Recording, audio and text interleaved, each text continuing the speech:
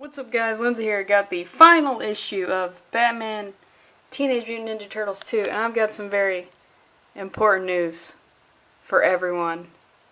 Baja Blast is now back in stores. You gotta go get that. I just saw it today for the first time in a long time. Just stop this video, go get some, because those South American waterfalls where they collect the Baja Blast only contain so much. That's why we only get it in the summer. And that's why it's only exclusive at Taco Bell, because they have access to South American oases. I don't know, I just get really excited when it comes back, so whatever. So, this is the final issue of Batman Teenage Mutant Turtles 2. And I have liked this comic. I mean, it's nothing groundbreaking, but it's one of the first comics that I got when I started going back into the comic book shop, so I got those warm and fuzzies about it. Now we're at the final issue, and you know what I think I realized? Aside from Donatello, he's not as shitty as once previously thought, as well as, you know what? I don't even really need Batman in this comic. I mean, we need Bane, but I don't really need Batman in this. I certainly don't need Damian in this. I think I just need to get into Ninja Turtles comics. I think that's where I'm at in my life. So you know what? Let's the finale. Let's get into this. There's some really cool action scenes in this, and I'm not gonna show all of them all of it. This Baja Blast is making me go crazy, man. That's genuine. That's a genuine ah right there. It's so tropical. Long story short, go buy this. Alright, let's get into this. So, we have Bane. He's at the top of his Statue of Liberty base. But you know what? Our boys are flying in. We see Donatello here on a glider, but we notice that it's attached to a blimp. And I gotta say, you know, I gotta respect the Turtles for using arguably the worst type of aircraft technology. I think the only thing worse is, I mean, a blimp. I mean, with the glider on, it's basically like a Zeppelin. But a Zeppelin that exploded. I don't remember why it exploded, but if they did that, or like the Kitty Hawk first airplanes with like the multiple levels of wings, I'd be surprised if they haven't used that. But you know what? Gotta respect them using all the technology at their disposal. So I'm gonna skip this page over here, but you see that the rest of the turtles are in the blimp, cramped, waiting. All sorts of ninjas start attacking the blimp because it's a slow moving. It's the worst. And this bad main ninja here, he just totally takes out the controls after Donatello detaches from the glider, and Donatello hits him with that anti-venom. And of course it has to be purple because, I mean, the turtle's whole life is color coded. And oh god, can you imagine? I bet Splinter picked out their colors. So what if you're like, Donatello's like, I don't even actually really like purple. But he's stuck with purple for the rest of his life. And Donatello hits him with this, and you're guilting me about relying too much on my tech a few days in, and you're nothing without that poison. Got his ass. Donnie, I'm starting to like you, son. We get this cool panel right here, Donatello in all of his glory. Don't get too hype. To me, he is the worst turtle, but he's closing the gap on Mikey, who is the third worst turtle. He's like, now tell me again what a real ninja looks like. That's a callback. But you know what I gotta say, Donatello? You've been a ninja for like 30 plus years, and you've been doing a lot of great PR for the ninja brand. I don't picture this. I don't picture you. I mean, ninja's in your name, but you're not what a traditional ninja looks like, and I'm sorry to say that traditional ninjas will never accept you. So, not you, but good on you.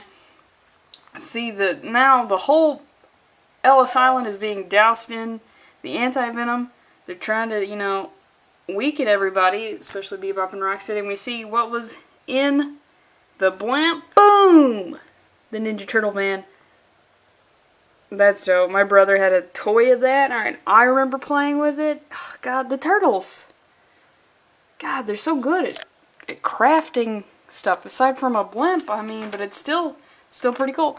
All the while, all this stuff's going down. Bane is just chilling with his professor turned bug, and he's like, "It's fine.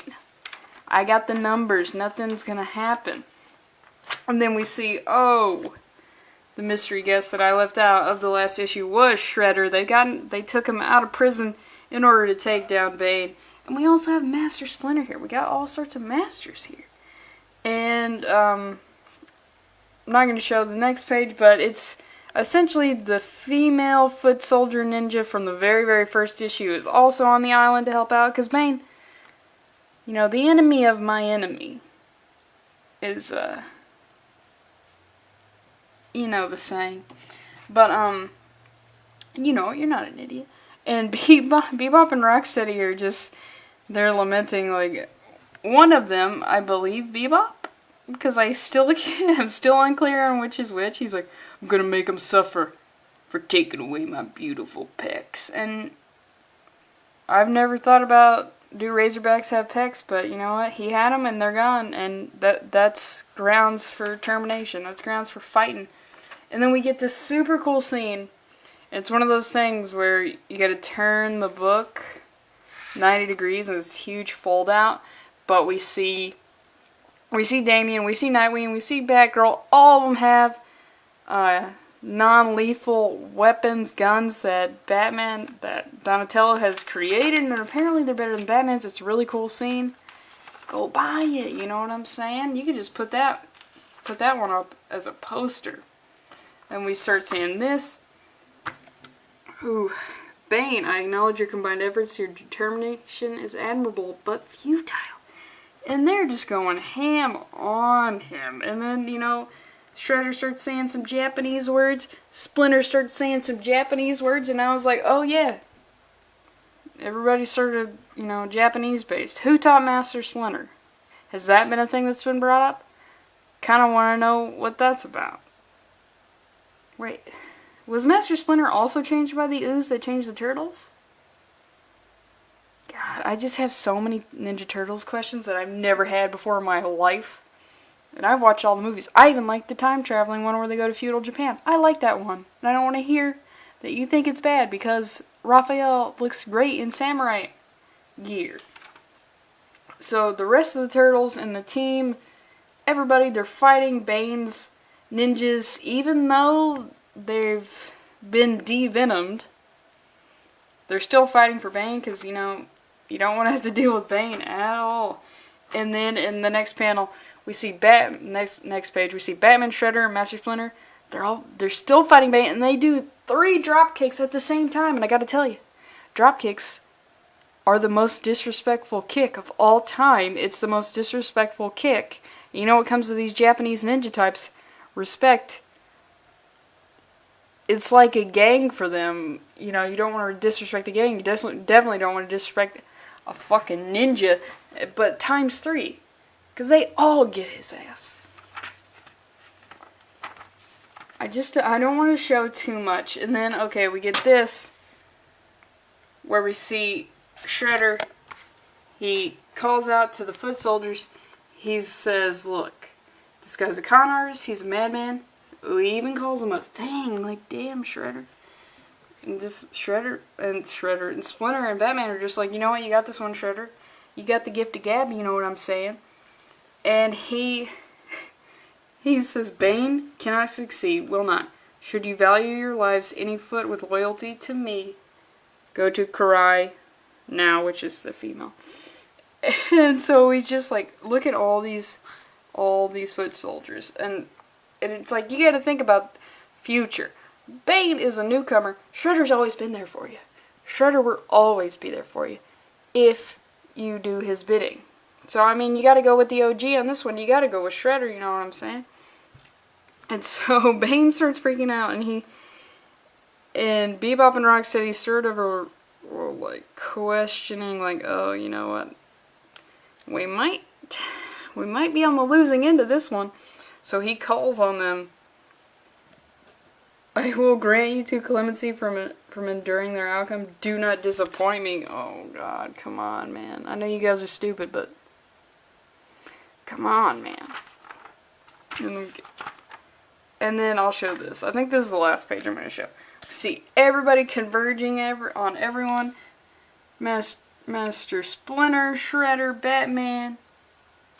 Just look how Bane looks. And then we got Biba and Rocksteady, all the turtles, Nightwing, everybody is coming.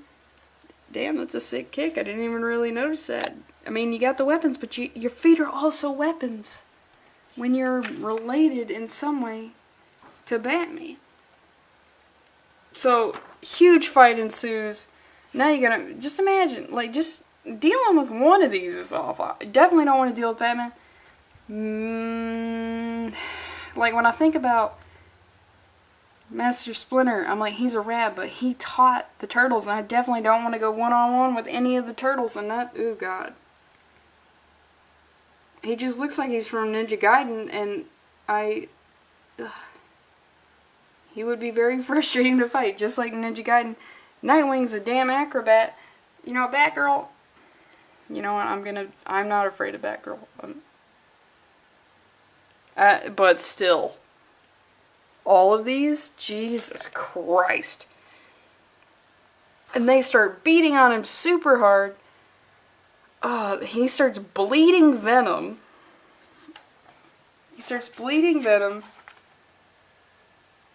And then everything works out, but then everything works out. Shredder goes back to prison, and they're like, how did you even get Shredder to agree to help?